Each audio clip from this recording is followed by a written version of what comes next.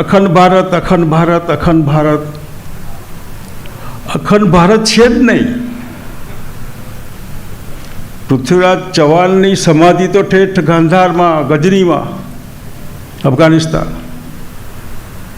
સમ્રાટ અશોકનું શાસન, ગાંધારી. અને 47 પહેલાંનું આ વધેલું એક ખંડિત ભારત છે. અખંડ ભારત નથી. આ બધાને ગપ્પા મારીને અખંડ ભારત નહીં, ખંડિત ભારત. અને ખંડિત ભારતને પણ વધુ ખંડિત ન થાય એના માટે જે રજવાડા હતા એમની અલગ અલગ દુનિયા હતી. એ જરૂરી નહોતું કે આમાં ભારતમાં ભળવું. જો ભૂતાન ન ભળે તો ભાવનગર શાના માટે ભળે? ભૂતાન ન ભળે, સિક્કિમ, નેપાળ, એટલે આ ભળી ગયા. અને ભળી ગયા એ બલબનશાહીથી ભળી ગયા. એમાં દેશ ભાવના, રાષ્ટ્ર ભાવના, એના આધારે મહારાજ કૃષ્ણકુમારસિંહજીએ પહેલ કરી. એ પહેલ ન કરી હોત તો આવડું મોટું સ્ટેચ્યુ સરદાર સાહેબનું ના હોત. આજે હજી ઊંચું બનાવો, પરંતુ જે માણસ પાયામાં છે, જેના લીધે બીજા બધા રજવાડા ફટાફટ, પછી રાજકોટ, જામનગર, જુનાગઢ તો એ વખતે બહુ મોટું આઝાદ થયું બાબીના હિસાબે, એવું હૈદરાબાદ. તો આમાં મહારાજ કૃષ્ણકુમારસિંહજી અને મ્યુઝિયમની જે વાત છે ને, એ આપણે ભીખ માગતા હોય એવું લાગે. એટલે આટલું બધું આપી દીધું, 5 વીઘા માટે કગરવાનું હોય. લાત મારી લેવાની તાકાત રાખવી જોઈએ, કગરવાનું ના હોય. આમાં એમને લાગવું જોઈએ કે આ સમાજને હું નહીં આપું તો ભારે પડશે મને. એટલે ગમ્મત કરવા મ્યુઝિયમ નહીં, બધા જ રજવાડા 562 જે હોય બધા કેમ્પસમાં પૂરા કદની મૂર્તિ, એનું હિસ્ટ્રી, એનો જન્મ તારીખ, ક્યારે મર્જ થયું સ્ટેટ, એમના સહી સિક્કા સાથેનું બધું જે આવે લોકો એ જુએ, વાંચે કે આવું હતું એમ. કે એવા કૃષ્ણકુમારસિંહજી એ ભારત સરકાર જો સચિન તેંડુલકરને ભારત રત્ન આપતા હોય, છક્કા મારવાવાળા,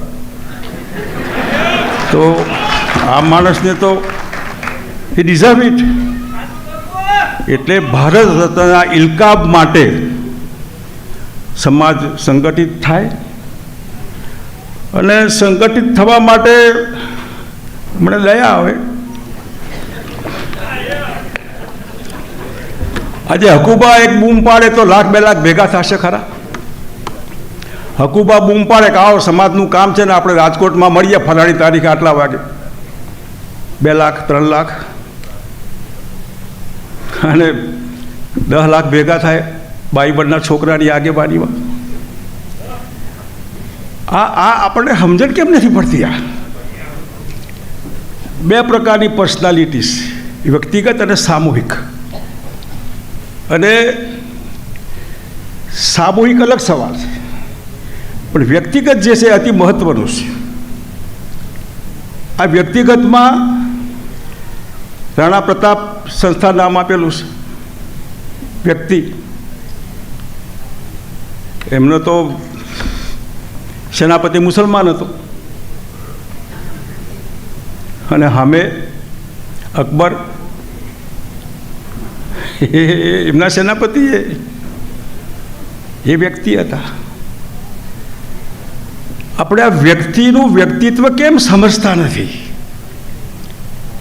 જો જોધપુરના માનસિંહ અકબરના સેનાપતિ થતા હોય, આ બધા એક હોય તો કંઈ મોગલ વંશનો સવાલ જ નહોતો.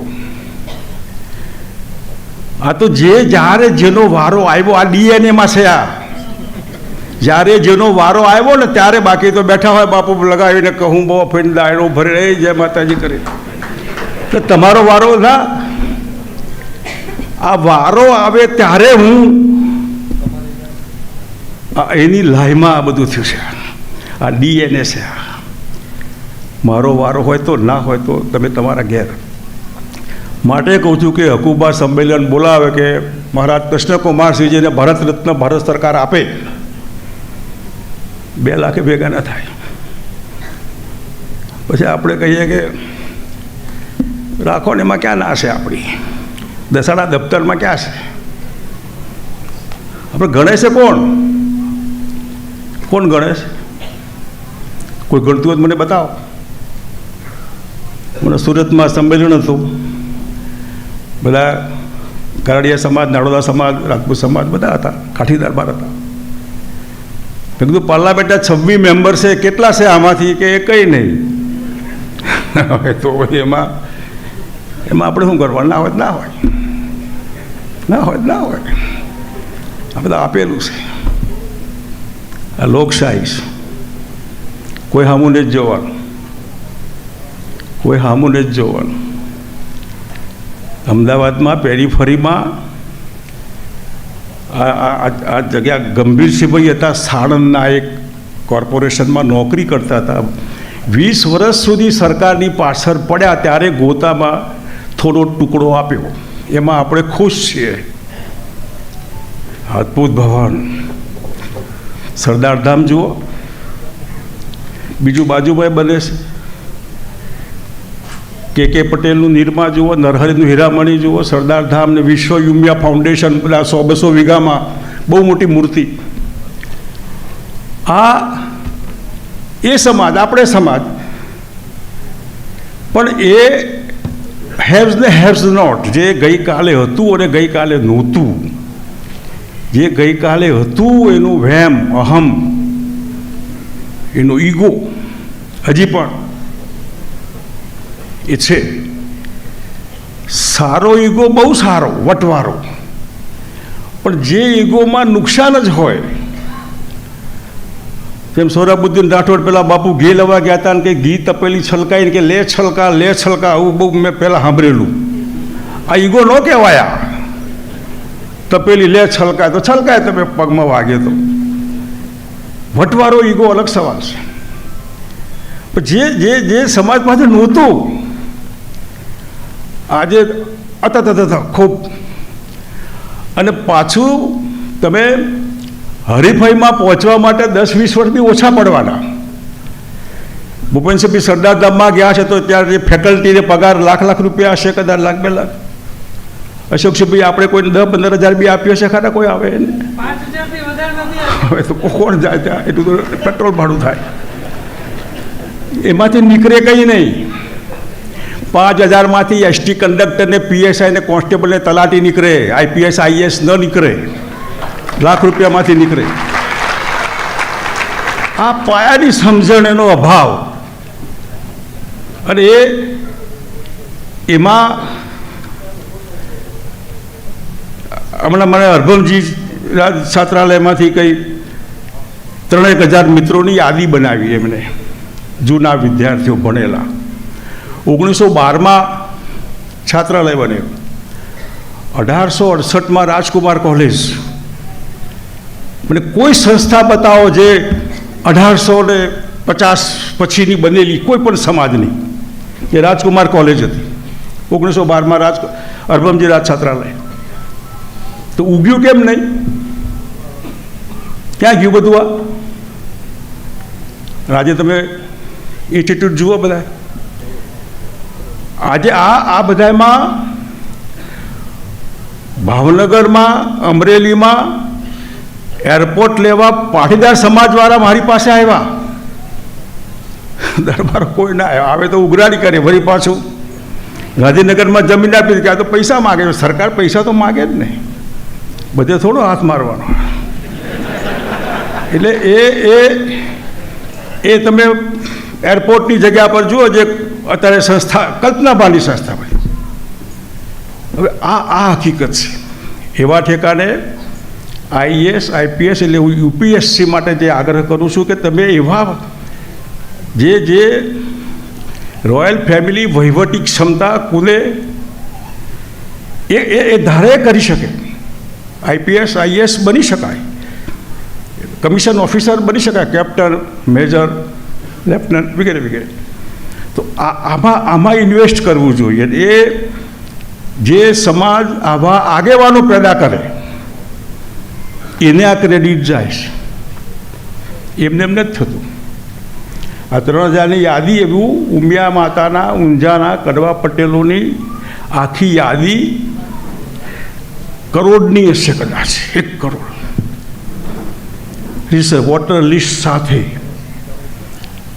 આપણે 4000ની યાદીમાં પણ હજી ઠેકાણું ના હોય.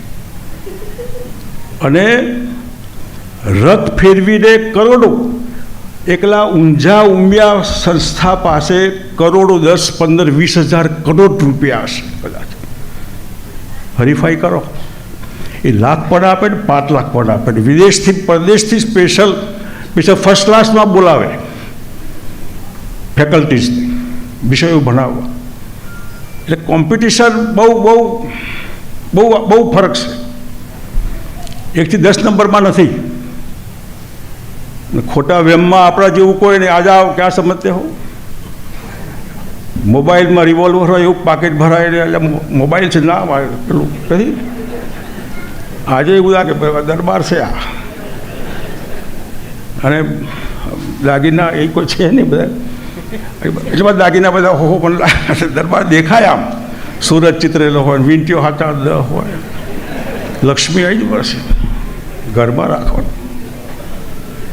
એટલે આ તો બાય ધી વે આપણે જે સમાજમાં સારા કાર્યકર્તા, નેતા નહીં, વિશ્વસનીય કાર્યકર્તા, જેને પોતાનો સ્વાર્થ ન હોય, જેને બહોરો એંગલ હોય, વાઇડ એંગલ, અને એને એમ હોય કે હું આમ કરીશ તો આમ થશે, દેખાય, દીર્ઘદ્રષ્ટિ. એવા સમાજના આગેવાનોથી જ સમાજનું ભલું થાય. ટૂંકી દ્રષ્ટિવાળા નહીં, મારો કાપોવાળા નહીં, ક્યાં સમજતે હો એ નહીં. અને એટલે આજે આ લગભગ સરસ મજાના બહેનો ભાઈઓને એવોર્ડ આપ્યા છે. મને કોઈ મળ્યા નથી. હું 5-7 વખતથી આવું છું. કદાચ કોક તો મળે કે હું એવોર્ડ મને મળ્યો તો તમારા હાથે ક્યાં ખોવાઈ ગયા બધા. એવોર્ડ એટલા માટે કે ક્યાંક તમે સમાજે તમારું એપ્રિશિએશન કર્યું, હવે સમાજને પાછું આપો. આ એંગલ છે. આ પાછું આપશો એવી આશા સાથે.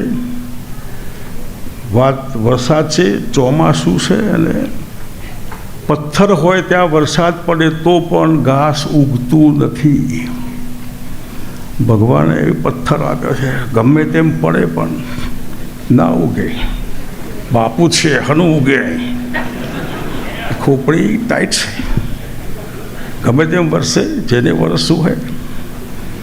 હવે કેટલાય ભાષણ કરીને જાય, જે આના ઠેકાણે ડાયરો હોય તો આમ આપણને લાગે કે વરસે. એટલે બીજા સમાજમાંથી શીખીને, ગઈકાલે હેવ્સ હતા રજવાડા, DNA એનું એ જ છે, એનો હકારાત્મક ઉપયોગ કરીને આવતીકાલે હરીફાઈમાં સારી રીતે હું મારું આવતીકાલનું યુથ હરીફાઈમાં ઊભું રહે વટથી, એવી અપેક્ષા સાથે આપ સૌનો આભાર માની મારી વાત પૂરી કરું છું. જય માતા.